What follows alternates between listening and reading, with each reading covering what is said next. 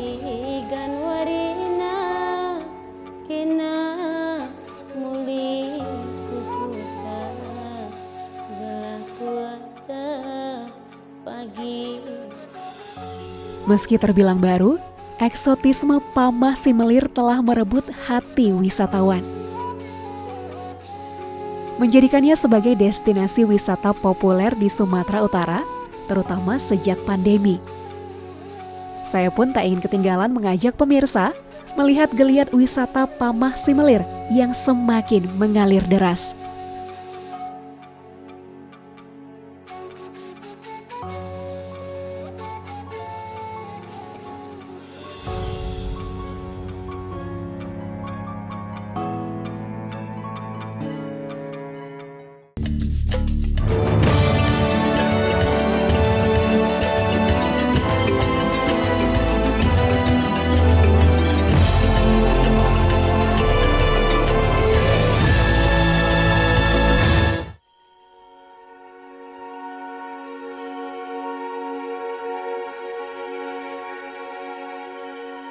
Sinar mentari menyapa saya pagi ini. Pagi yang begitu tenang, perbukitan hijau memanjakan mata. Teduhnya alam menyejukkan jiwa. Suasana yang paling disukai oleh pribadi seperti saya, suka mencari ketenangan dengan kembali ke alam.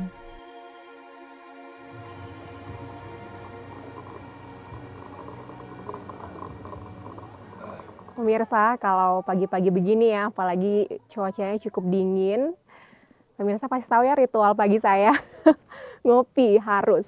Tapi kali ini saya nggak mau buat yang terlalu ribet gitu, jadi hari ini simple aja, kopi tubruk.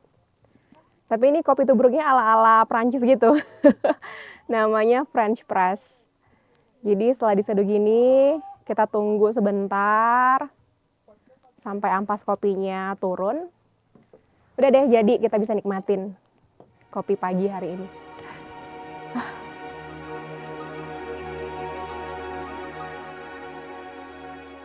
Dari rumah ladang Pamah Simelir, saya memulai hari ini.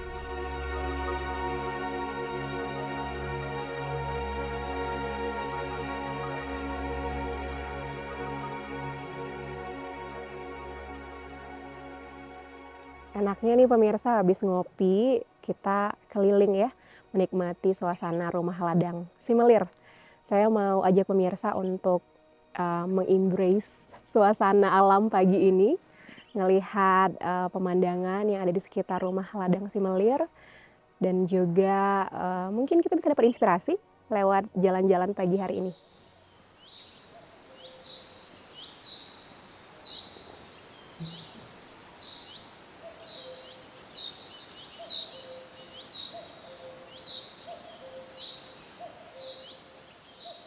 Pagi yang meditatif membuat saya merenung betapa indahnya kehidupan dari Sang Pencipta. Dapat menghirup udara segar di alam menjadi sebuah privilege bagi warga kota seperti saya.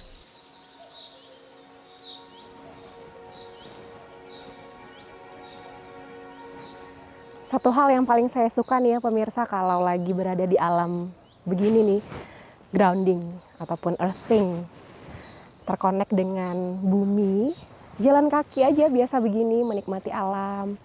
Seperti meditasi gitu ya, meditasi di alam, menikmati sentuhan kaki kita di tanah. Rasanya asik kalau pagi-pagi bisa dapat positif energi dari alam di sekitar kita. Pemirsa mungkin boleh coba sekali-sekali gitu di rumah, pagi-pagi bangun, keluar ke halaman, jalan kaki, telanjang kaki begini, menikmati alam, terhubung dengan alam. Rasanya asik.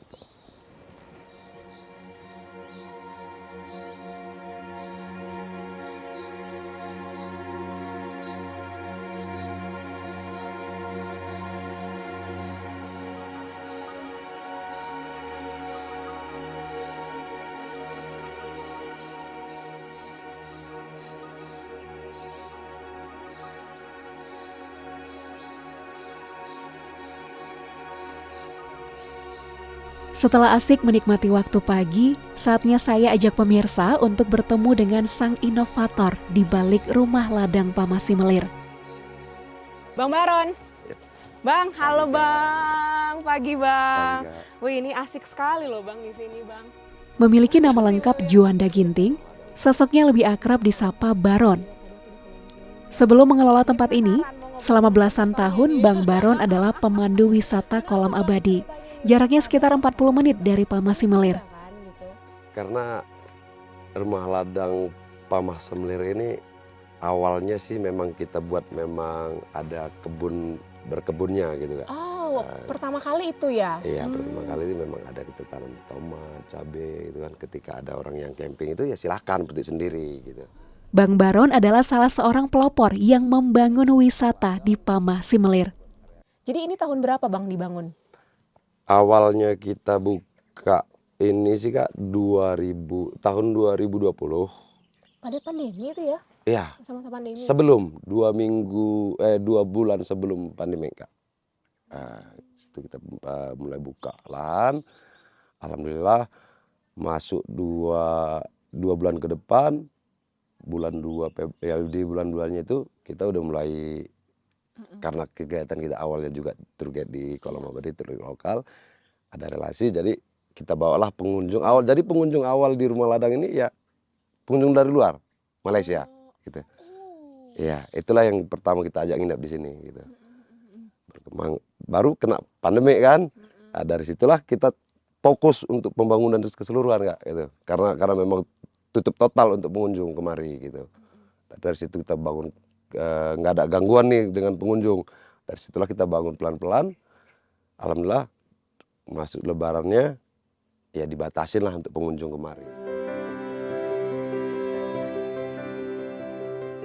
Tahun 2022, wisata di Pamasimelir kembali hidup seiring dengan pemulihan pandemi COVID-19.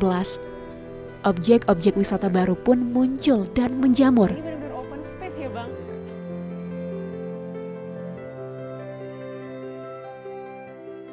Ini konsepnya udah keren sekali nih Bang. Tapi gimana Bang, penuh tantangan nggak Bang?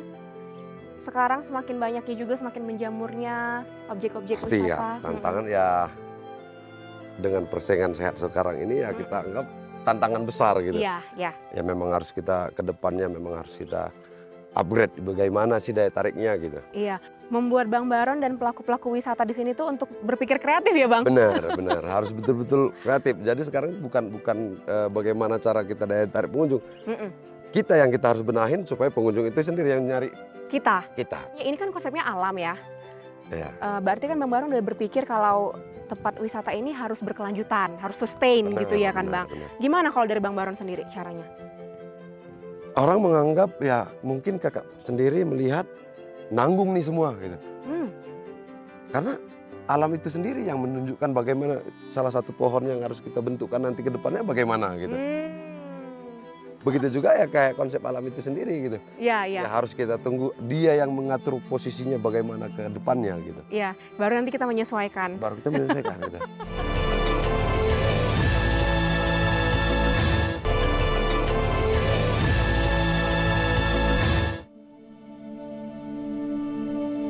Kawasan wisata Pamasimelir adalah lembah yang dikelilingi perbukitan. Ada sebuah cerita sebelum daerah ini terkenal. Nama Pamasimelir diambil dari nama dusun yang berada di Desa Telaga, Kecamatan Sebingai, Kabupaten Langkat. Daerah ini berbatasan langsung dengan Taman Nasional Gunung Leuser. Dahulu, dusun Pamasimelir merupakan daerah tertinggal. Akses jalan masih sulit. Tidak banyak orang yang tahu tentang daerah ini. Namun, wisata mengubah segalanya. Pemerintah memperbaiki akses jalan seiring dengan bertumbuhnya objek-objek wisata di Pamasimelir.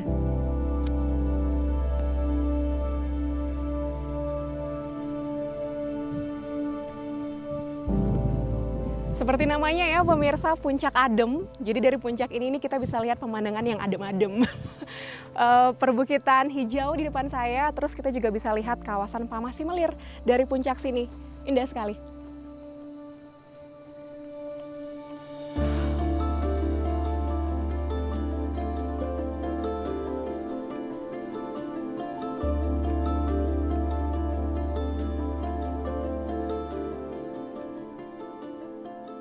Setiap akhir pekan, Pamah Simelir ramai dengan pengunjung dari berbagai pelosok Sumatera Utara, terutama dari kota Medan, Binjai, dan Langkat.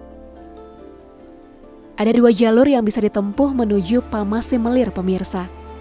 Melalui Jalan Medan Binjai atau dari jalur Brastagi. Kawasan wisata Pamah Simelir memang cocok menjadi tempat liburan bersama teman dan keluarga, ataupun untuk healing tipis-tipis seperti yang saya lakukan.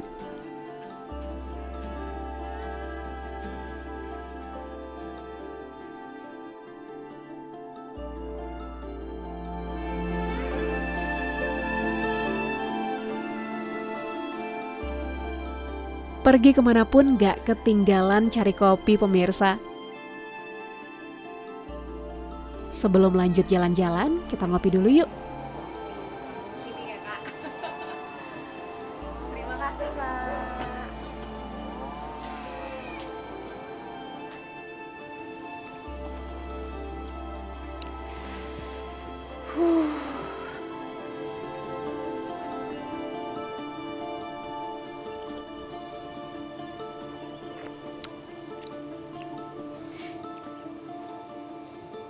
Halo Kak Anes. Bang.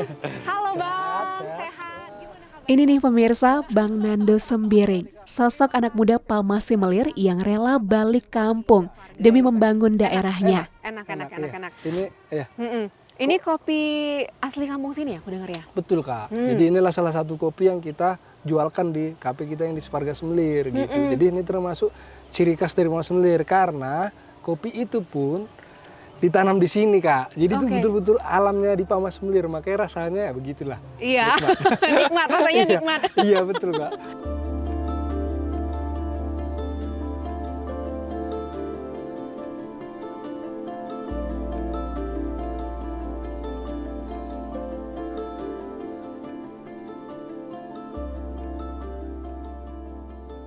Tak sekadar memanfaatkan potensi alam yang ada, pegiat wisata Pamah Simelir juga berupaya untuk merawatnya. Saya datang ke jendela bambu leuser untuk melihat geliat ini. Tempat ini digagas oleh Bang Purnama Ginting, seorang kader konservasi dan pernah menjabat sebagai kepala desa Telaga. Lewat wisata, Bang Purnama ingin menjaga satu-satunya hutan bambu yang tersisa di Pamah Simelir ini.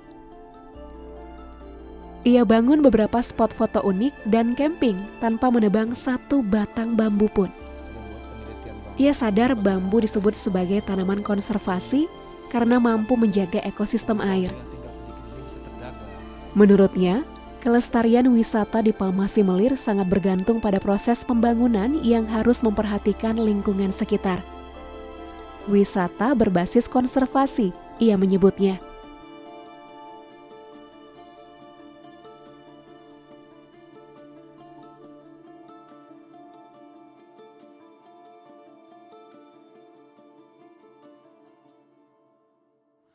Ini gimana nih Bang konsepnya nih Bang? Asik ya kayaknya ya Bang ya ngopi di sini ya. Ya, itu tergantung selera. Sambil nikmati pemandangan Bang, sepertinya kan asik. Harapan kami seperti itulah. Ini bisa benar-benar menggait wisatawan nih Bang. Ya, Begini. mudah-mudahan bisa nanti ke depannya. Belum ada kami lihat geliat berbasiskan konservasi, makanya kami dari tempat ini coba memberi contoh, memberi edukasi khususnya kepada masyarakat supaya masyarakat mengerti dan mau membuka lahan sendiri tanpa melibatkan pemodal dari luar. Dan dengan begitu kami berharap lingkungan alam kita ini tetap terjaga dan terciptalah wisata yang ramah lingkungan. Iya, mungkin kita bangun wisata tapi kita lupa tentang unsur ekologinya kali ya. Ya, begitulah keadaan saat ini. Sumber mata air yang ada di dusun ini dulu khususnya sampai pada saat ini debit air itu sudah berkurang sejauh 60-70%. Dan sampah-sampah itu limbah daripada lokasi-lokasi wisata ini sudah sangat mencemarkan aliran-aliran air atau sungai yang ada di sini. Dan itu belum ada penanganan secara serius dari pihak manapun, termasuk dari pihak pengelola wisata itu sendiri. Apa yang Abang dan teman-teman harapkan gitu agar muncul solusi? Jadi wisata jalan, tapi kita tetap juga harus ingat kan untuk jaga lingkungan. Harapan kita yang pertama ya pastinya kesadaran dari seluruh pelaku dan penggiat wisata. Itu yang paling dasar. Yang kedua, kepedulian dari pemerintahan desa dan pemerintahan daerah itu sendiri. Itu juga tidak kalah penting. Seharusnya menurut pemikiran kami, pemerintahan desa dan pemerintahan daerah itu sudah memikirkan satu solusi berbentuk peraturan. Baik itu peraturan desa ataupun peraturan pemerintah atau peraturan daerah yang mengatur tata ruang dan tata kelola pembangunan wisata di Dusun Pamah Semelir ini. Harapan Bang Purnama sedang dirancang oleh pemerintah desa. Peraturan yang mengatur pengelolaan wisata Pamah Simelir. Sembari membangun kapasitas sumber daya manusia agar semakin sadar wisata. Sering saya lihat di beberapa objek wisata masih banyak sampah-sampah yang mungkin berserakan gitu ya Pak. Kalau dari pemerintahan desa sendiri sudah ada peraturannya untuk terkait pengelolaan sampah ini gitu, sudah ada sanksinya kah gitu bagi yang tidak serius dalam hal sampah ini gitu, gimana Pak? Sebetulnya dalam pengelolaan sampah ini masyarakat Desa Telaga khususnya pemerintahan ini berapa tahun yang lalu sudah ada koordinasi dengan masyarakat khususnya penggiat wisata. Oke. Jadi sampah ini sebetulnya sudah diterapkan waktu kemarin itu sudah disediakan tong sampah organik dan non organik. Jadi apapun ceritanya kalau dari pemerintahan desa yang mau menerapkan itu sampah itu, tapi kalau kesadaran dari penggiat wisata itu tidak ada, mungkin sampah itu sampai sekarang belum bisa kita ibaratnya kita terapkan sebagaimana mestinya pengelolaan sampah. Tapi itu satu PR juga untuk pemerintahan desa. Kami dari pemerintahan desa tidak merasa puas ataupun tetap kami arahkan penggiat wisata untuk mengatur sampah khususnya yang penggiat-penggiat wisata yang ada di desa Dusun Pamah Semelir ini.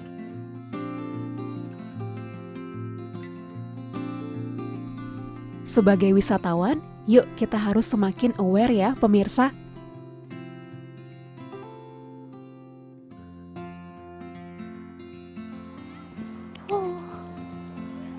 Pemirsa sebenarnya sederhana kan ya?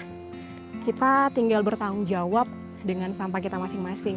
Sayang kan tempatnya udah cantik, udah indah, alam juga udah begitu bagus. Mungkin ketika kita berkunjung ke setiap tempat wisata harus lebih mindful dengan sampah sendiri.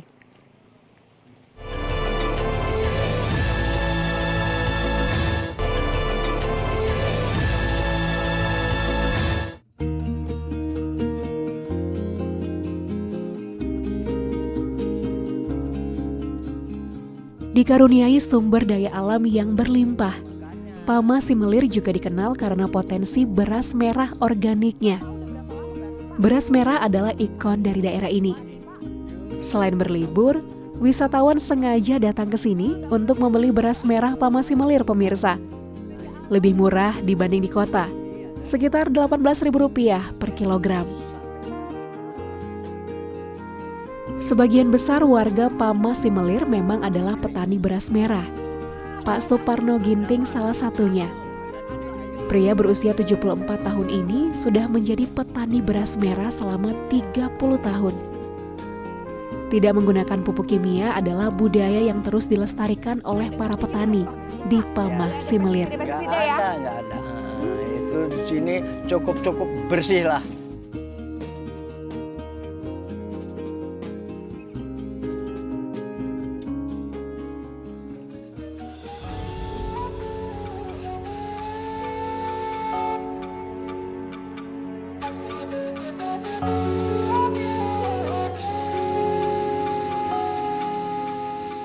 Pemirsa mungkin menyadari bahwa semua narasumber yang saya temui bermarga Karo.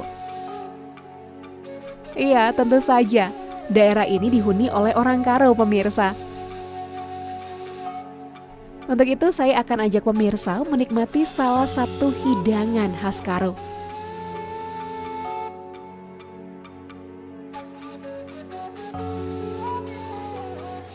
Siang-siang begini ya pemirsa, saatnya ngisi perut nih. Kebetulan sekali saya akan dimasakin makanan khas Karo nih oleh warga setempat. Namanya gulai umbut, gulai batang pisang. Nah, saya belum pernah coba memang, tapi nanti kita akan coba bareng-bareng. Apalagi dimakan pakai nasi merah anget. Nah, pasti nikmat sekali. Yuk. Warina kena muli kukuta gelah kuata pagi ngalo-ngalosan lengadai mama ginti lengadai nimai sama saya kemuliaan di Ganwarina. Dari kejauhan ku dengar suara indahnya kakak. Terima kasih kakak. Menjua-jua kakak. kakak. Inilah deh batang pisang ya. Iya, ini dia kak. Nah, pas sekali saya sampai di sini pas mau masak ya kak. Iya. Ini udah mau kita masukkan ini Iya, kak. kak aku boleh sambil lihat orang kakak masak Oke, ya? boleh siap kak, siap kak. Oke, ini kita masukkan ya. Bahan utama gulai umbut adalah batang pohon pisang, pemirsa. Makanan ini biasa dimasak saat pesta adat orang Karo, misalnya pesta perkawinan. Ada aroma-aroma ini Batang ya, pohon pisang dipotong tipis-tipis agar lebih mudah lunak ketika dimasak. terasa nanam. Bumbunya sama seperti bumbu gulai pada umumnya, hanya ditambah asam cekala. Terasa ya kak asamnya ya? Ya, kerasa. Itu yang membuat beda ya? Iya, Dan benar, membuat enak Kakak. sepertinya. Pemirsa udah ada nasi merah nih sama umbut ya kak. Iya, saya Gulai batang pisang, kita mau makan siang. Terima kasih banyak Kak Yani dan Kak Celi udah masakin. Mari makan, pemirsa.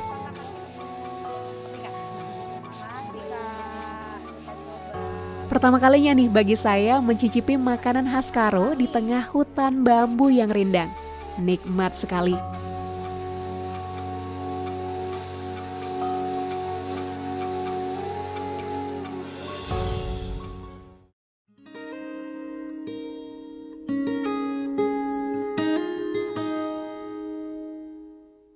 Menikmati waktu di panorama indah Pamah Simelir adalah sebuah pengalaman yang begitu saya idamkan. Saya menutup perjalanan kali ini dengan sebuah harapan besar. Harapan agar pariwisata Pamah Simelir dapat berkelanjutan. Tidak timbul tenggelam, namun lestari dalam jangka waktu panjang. Semoga pariwisata Pamah Simelir dapat lebih melibatkan partisipasi warga, agar dampak ekonomi dari pariwisata ini dapat dirasakan oleh seluruh masyarakat. Inovasi dan ide kreatif dari setiap insan pelaku wisata dibutuhkan untuk kelestarian wisata Pamah Simelir.